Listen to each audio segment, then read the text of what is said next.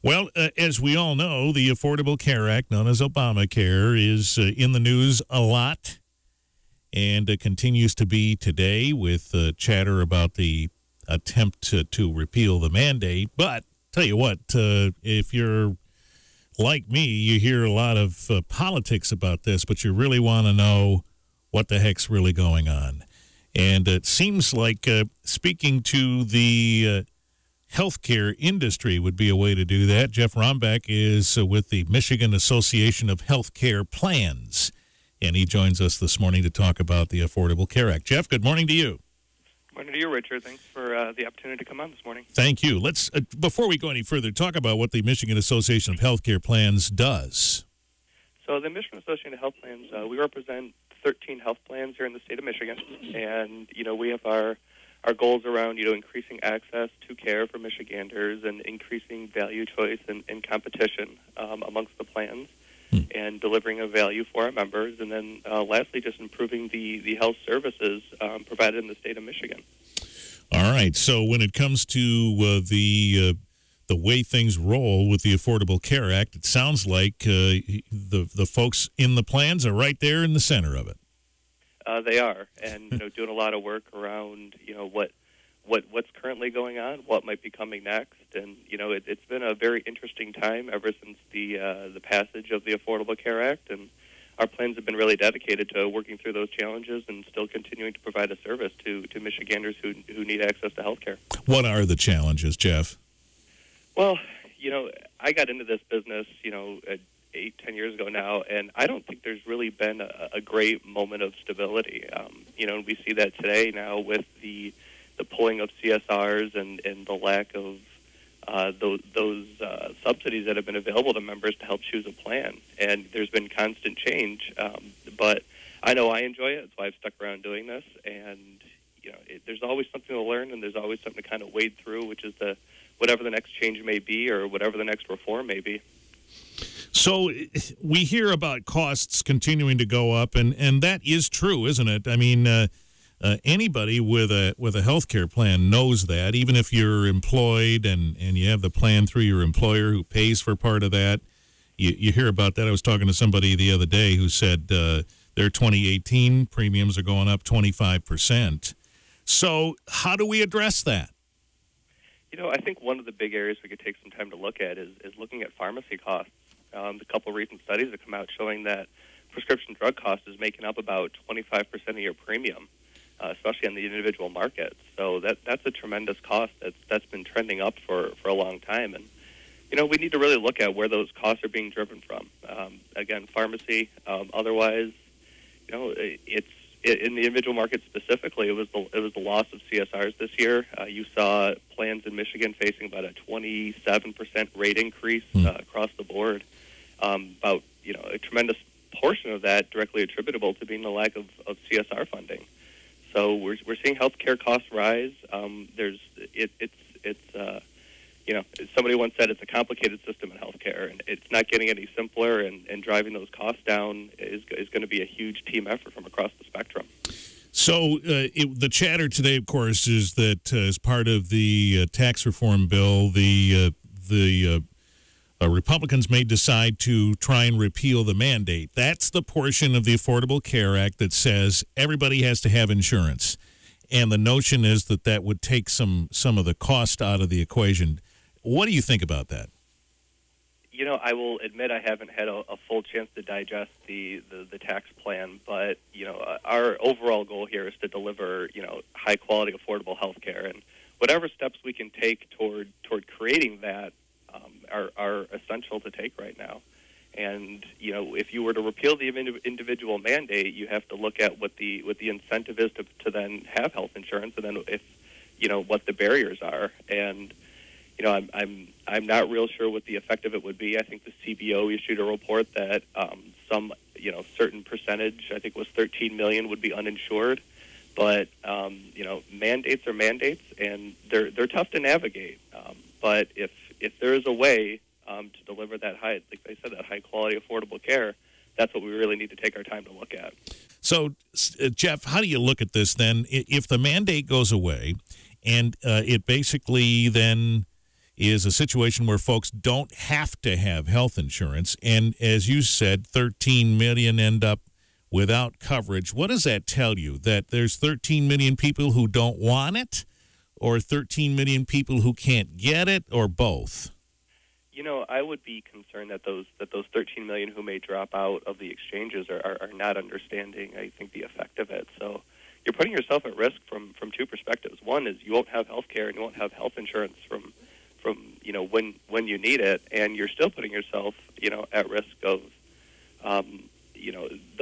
those overall financial penalties.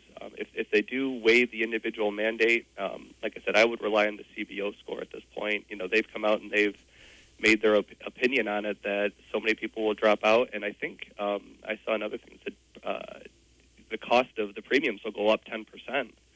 So dropping out of the market has kind of a group effect across the market, has an effect kind of across the market that people should be aware of. And that's just by virtue of the idea that the more we're insuring, the more we can lower the premium. Sure. Yeah. Even though we might want it lower. I think everybody wants lower premiums, and whatever method that can be enacted to get there is important, and whether that's action at the federal level, action at the state level, we need to be looking at all those things in order to get ourselves to a place where we can get to the top states in across the nation and compare to them. So Massachusetts and other states have consistent uninsured rates in the 4%, and we should be comparing ourselves against those other states and getting to that point. Mm-hmm.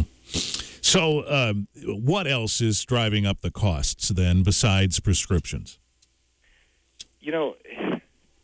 From a premium standpoint, on the individual market, it's the lack of CSR funding. It's general rise in healthcare costs. It's getting more and more expensive, and the costs come in from all sorts of different aspects and avenues.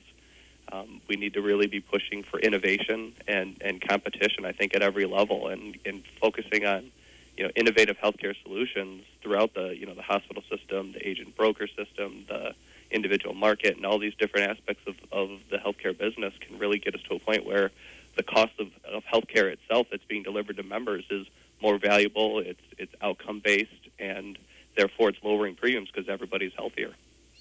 So the enrollment period this time was shortened, Jeff, and we've seen some reports that there was a surge in enrollments. I presume then that we interpret that as folks understanding they have less time to figure it out.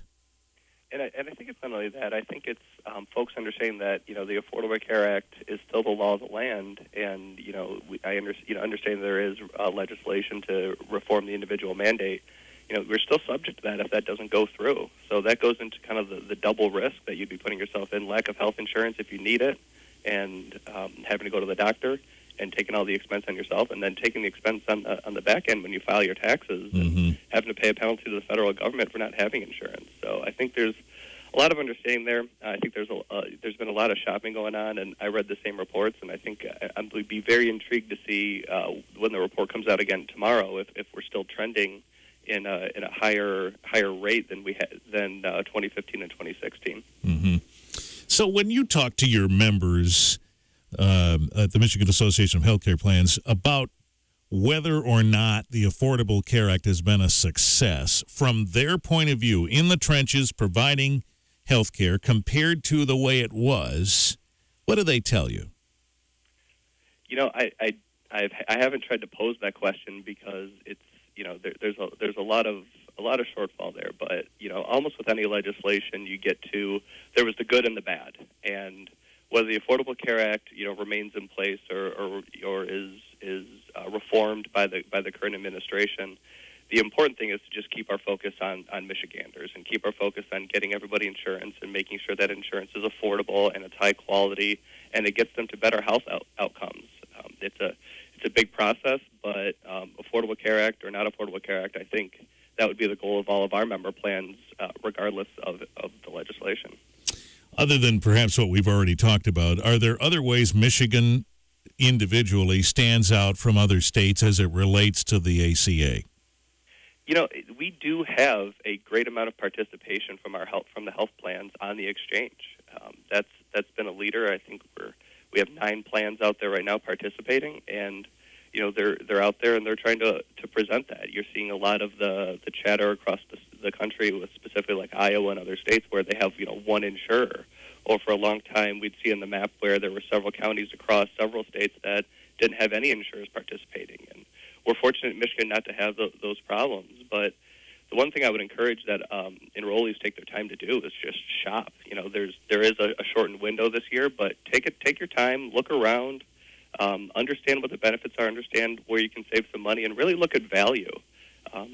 There's traditionally, we have only about 48% of people roughly are shopping year to year and actively changing plans. And I think we'd like to see that go up. We'd like to see people really focusing on looking at every single plan, increasing competition from the grassroots level. And the individual exchange is a good step. And then, if you're uncomfortable with what you're reading on there, contact a plan, ask them what they're providing, and then if you need another set of ears, I would say contact a licensed agent or a broker. CMS has put in a helpline this year to help you get to those resources, and ask them and have them really walk you through, based on your individual situation, what you need, and that will put Michigan really at the forefront of delivering those 3 goals I talked about of access, value, choice, competition, and improved health outcomes. So I think you said 47% are shopping. That is to say then a slight majority are just rubber stamping the plan they have and continuing with it.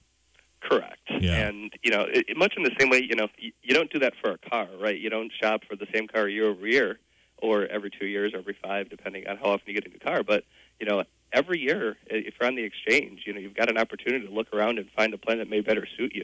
And it's a unique opportunity you don't necessarily have on the group side, but you would at least on the individual side. When does the enrollment period end? Ends on December 15th, and people should just be aware that there's no Sundays this year. It's not available, and again, before that time, shop, check around, find out what you best need, and then find a plan that meets your needs. All right, so you've got a month from today to enroll, and you can't do it on Sunday. Correct. Okay. Well, we appreciate the perspective of the Michigan Association of Healthcare Plans, Jeff Romback, from that association today on 95.3 WBCK.